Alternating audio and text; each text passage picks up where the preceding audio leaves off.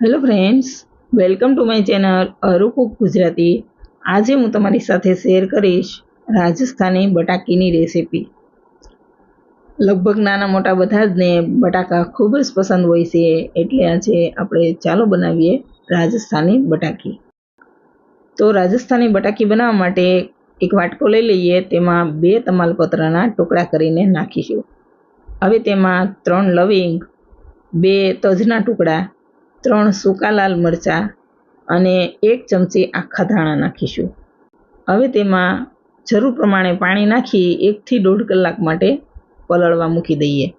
જો તમારી પાસે સમય ન હોય તો તમે તેને ગરમ પાણીમાં 15 થી 20 મિનિટ સુધી પલળવા મૂકી શકો છો. હવે 1.5 કલાક જેવો સમય થઈ ગયો છે, તો પલાળેલા મસાલા મિક્સર જારમાં લઈ લઈએ અને તેને પીસી લઈએ. તો મેં અહીં મસાલાને પીસી લીધા છે. તેને થોડી વાર સાઈડમાં મૂકી દઈએ. હવે મીડિયમ ફ્લેમ પર પેન ગરમ કરવા મૂકીશું અને તેમાં 2 ચમચી ઘી નાખીશું. ઘી ગરમ થાય એટલે તેમાં અડધી ચમચી આખું જીરું નાખી ચલાવતા રહી જીરાનો થોડો કલર ચેન્જ થાય ત્યાં સુધી થવા દઈએ. હવે તેમાં ચપટી જેટલી હિંગ નાખીશું અને તેને પણ મિક્સ કરી લઈએ. હવે 1 ચમચી લસણની પેસ્ટ અને 1 ચમચી આદુ મરચાંની પેસ્ટ નાખી થોડી વાર ચલાવતા રહી આદુ લસણની કચાશ દૂર થાય ત્યાં સુધી થવા દઈએ. ફ્રેન્ડ્સ, જો તમને મારી રેસીપીના વિડીયો જોવા ગમતા હોય તો વિડીયોને લાઇક કરી દેજો, વધુને વધુ શેર કરી દેજો અને હજુ સુધી ચેનલ સબસ્ક્રાઈબ ન કરી હોય તો સબસ્ક્રાઈબ કરી દેજો. હવે થોડી વાર પછી તેમાં પીસેલા મસાલા નાખી તેને પણ બરાબર મિક્સ કરી લઈએ. મસાલા બરાબર મિક્સ થઈ જાય એટલે તેમાં બીજા રૂટીન મસાલા નાખીશું.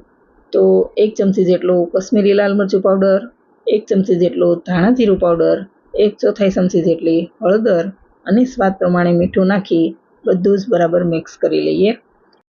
તો મસાલા બરાબર મિક્સ થઈ જાય એટલે તેમાં 2 ચમચા જેટલું પાણી નાખી ચલાવતા રહી 1 મિનિટ માટે થવા દઈએ. આ શાકમાં આપણે બીજા કોઈ મસાલા એડ નથી કરવાના. પલાળીને પીસેલા જે મસાલા છે તેનાથી શાકનો ટેસ્ટ ખૂબ જ સારો આવશે. હવે તેમાં પોણા વાટકા જેટલું મોળું દહીં નાખી સતત ચલાવતા રહી મિક્સ કરીશું. હવે 250 ગ્રામ જેટલી બટાકીને બાફી છાલ ઉતારી અને પેનમાં એડ કરીશું. તેને પણ બરાબર મિક્સ કરીશું. બટાકી બરાબર મિક્સ થઈ જાય એટલે તેમાં 2 ચમચી જેટલું સૂકા કોપરાનું છીણ નાખી બરાબર મિક્સ કરી લઈએ.